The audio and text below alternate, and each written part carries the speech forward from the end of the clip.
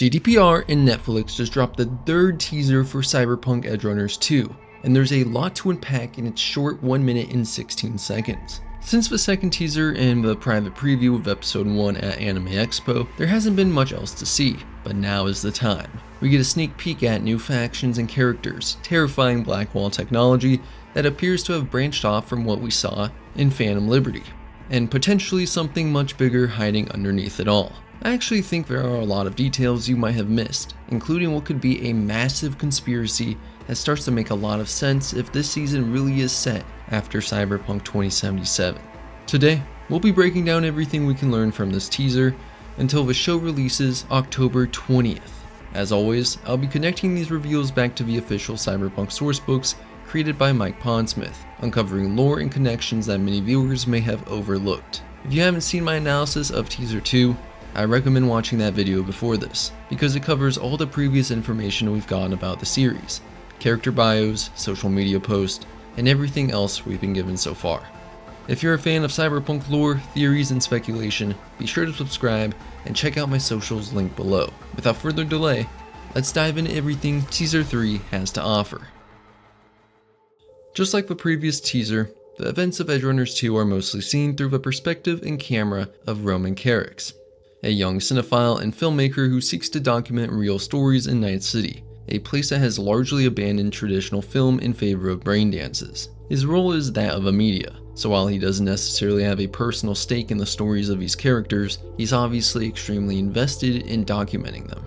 He'll seemingly do whatever it takes to get the perfect shot, something that's made all the more obvious by his often disassociated expression. Roman doesn't just want to witness these stories, he wants to capture them. Now, there's obviously some core plot point that will eventually bring together this group of characters, Roman, Dee, Kingsley, and Talia, and much of that is explained through Dee's story, which is greatly expanded on in this teaser. In fact, it's going to be most of this video. Dee is a Snake Nation nomad netrunner whose entire clan was wiped out, leading him to Night City in pursuit of whoever was responsible. And throughout this trailer, it becomes pretty obvious that he's gotten himself tangled up in an extremely dangerous situation involving the Blackwall, rogue AIs, and potentially Soulkiller. On the Edgerunners website, it states that Dee set out on a path of revenge that brings him dangerously close to Corpo's secrets never meant to be found. And we now have a much stronger idea of what that secret could be, because we see Dee insert a piece of technology into his neck that looks remarkably similar to the Relic. Now, some of you might take the stance that the Relic just looks like any other cyber deck, but the tell is how Dee uses it. He inserts it directly into his neck, just like V does with their Relic. And if you remember, cyber decks we use in 2077 aren't disposable chips that you can just slot into your body. They're operating systems installed as cyberware, requiring a ripper dock. So whatever Dee is inserting here appears to be something more than a conventional cyber deck. But it isn't quite the Relic either, though it's obvious it's some sort of strand. So what exactly is it? And more importantly, who could be on it? Well, chooms, strap in for a second, because I'm about to toss you through a pretty crazy timeline of events that I think could explain a lot of the mysteries surrounding the show so far. The year is unknown, but at some point, the veteran Edgerunner, Kingsley, is at the peak of his time as a legend. Him and his crew are given an extremely important gig: infiltrate Arasaka's heavily fortified industrial park, secure a package, and extract. For this task, they're even equipped with a flathead. Sound familiar? But how do I know this is Industrial Park? Well, it's because I hopped into 2077 and started cross-referencing the environments between the teasers and the game, and I found some really interesting discrepancies. There are buildings in the teaser that don't appear to exist in-game. There's even a building that appears to be completed, even though construction was still underway in 2077, though I'll admit this isn't the best shot to confirm that. And then there's this construction site between Mega Building 7 and Arasaka Industrial Park that looks remarkably similar. Now, none of this proves that Edgerunners 2 takes place after 2077. These differences could simply come down to the way the anime depicts Night City, but when you start stacking these details together, it gets interesting. How this show could even take place during Phantom Liberty. Back to the timeline, the gig goes horribly wrong. The crew ends up crashing their getaway vehicle, splitting up, and Kingsley eventually goes full-blown cyber psycho against an onslaught of Arasaka security and eventually MaxTac. But something gets left behind. The briefcase, alone in the car. And this is where I think Kingsley connects directly to Dee's story, because I don't believe that briefcase was recovered by Arasaka. I think someone else was there to capitalize on the chaos, and I think that someone may have been the mega corporation, Kang Tao. What? Kang Tao?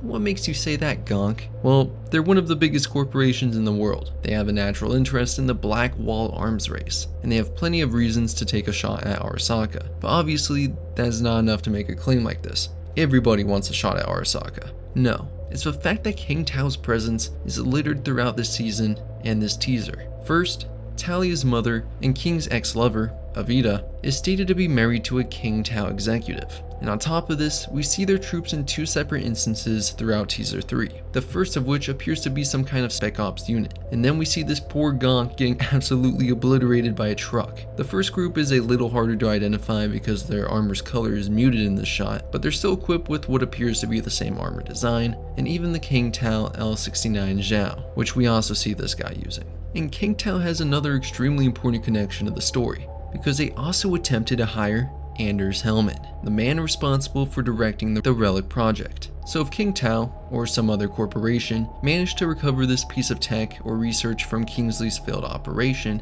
could it eventually make its way into Dee's hands? And that's where everything starts going horribly wrong. Dee inserts the tech into his neck, and suddenly, we're seeing Blackwall anomalies, vehicles being destroyed, public figures being assassinated, and seemingly impossible events occurring all around him. But then we get some of the strangest sequences in the entire teaser, and they're all centered around this facility where Dee and Roman eventually find themselves. Gruesome scenes, a room filled with bodies, and a monitor displaying around 50 people, one of whom appears to be Dee himself. But I don't entirely trust what we're seeing on these screens, especially this room, because I believe the entire sequence may be modeled after a location we can actually find in 2077. In Haywood, there's a completely thrashed and unsettling room covered in writing, and it's located in the very same building where you have the choice to save Takemura. But more importantly, it's also where you find the High Priestess Tarot card, a card associated with intuition, the balance between conscious and unconscious, and hidden or sacred knowledge.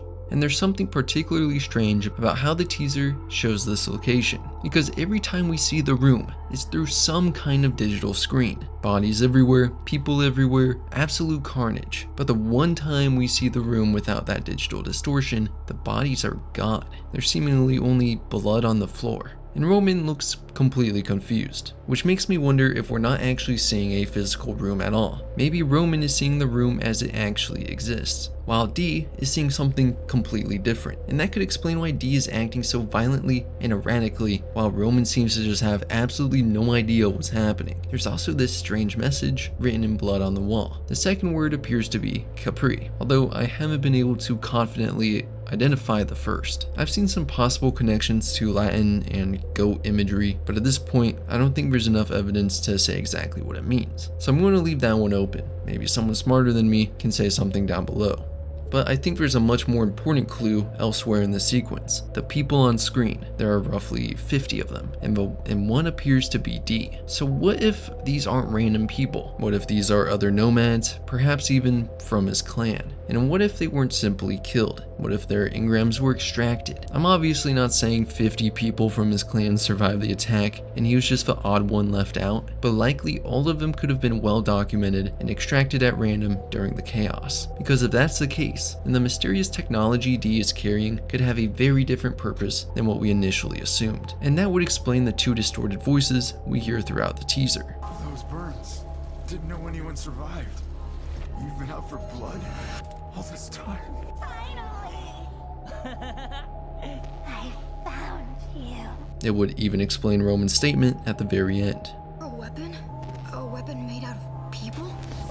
But even more confusingly, we see a scene in the net itself of Dee being consumed by a fox-shaped neck icon that seems to represent the rogue AI, soul-killed victims, or whatever is actually inside that chip. And I think this might be the biggest clue we have toward understanding what the technology is actually doing to Dee. Throughout the sequence, Dee is repeatedly exposed to these manifestations, and the more he interacts with the tech, the less clear it becomes where D ends and whatever is inside the chip begins. Almost like letting them take turns loading up into D's fleshy little brain, making him a vessel rather than someone actually using a single rogue AI, like how V does with a Kanto or Erebus. That could explain the sudden personality changes, his confusion in the middle of these chaotic events, and his ability to seemingly access powers far beyond what a normal netrunner should be capable of. So my current theory is that the tech contains, or provides access to, some kind of collection of soul-killed individuals, while a rogue AI beyond the Blackwall is somehow interacting with or corrupting them.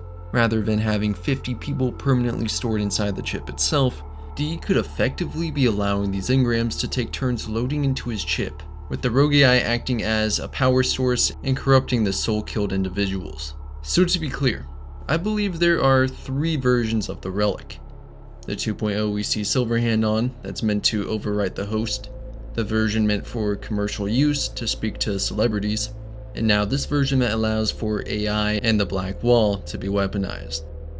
Throughout this sequence, we also get glimpses of a scientist who appears to be another silhouette from the original trailer and seems to be involved with this relic-related project. All of the scientists in these scenes have clothing very similar to the scientists we see in Where's My Mind? I'm not convinced they're necessarily tied to Arasaka. Okay, now with that very lengthy segment of theory crafting done, we can talk about the rest of the cast. We see Evita meeting with Kingsley during his recovery to speak about her daughter, who we know is Talia, a young girl raised in Corpo Towers, but hardened in Maelstrom's grip, and likely going through an extremely dangerous, rebellious phase, but instead of tattoos, she replaces her entire body with cyberware that looks similar to the spider full body conversion.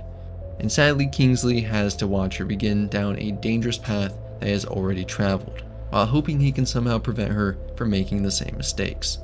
And at the end of the trailer, it's proclaimed that Night City will burn again. And considering everything else we've seen in this teaser, I don't think that line is just dramatic marketing. Whether it's Kingsley's crew, Dee's clan, King Tao, the Blackwall, or whatever's actually inside that mysterious chip, there's clearly something much larger connecting these characters than we've been shown.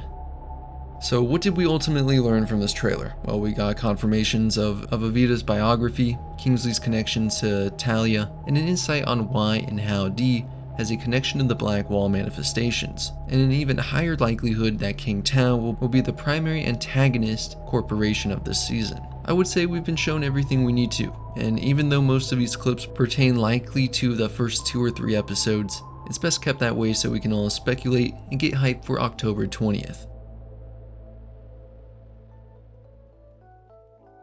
And that, chooms, is everything I currently have to say about Edgerunners 2. I can't believe it's actually not too far away now. Please let me know all your thoughts down below. Who's your favorite Edgerunner? Are you excited to see them die a horrible death? And what are your personal theories? Did I miss anything? If you enjoyed the video and want to see more Cyberpunk content, please subscribe and follow my socials, linked down below for even more. As always, a huge thanks to all the channel members up on screen. I appreciate the extra support and am extremely grateful to have so many amazing viewers. So make sure to have a great week, and I will see you later, chooms.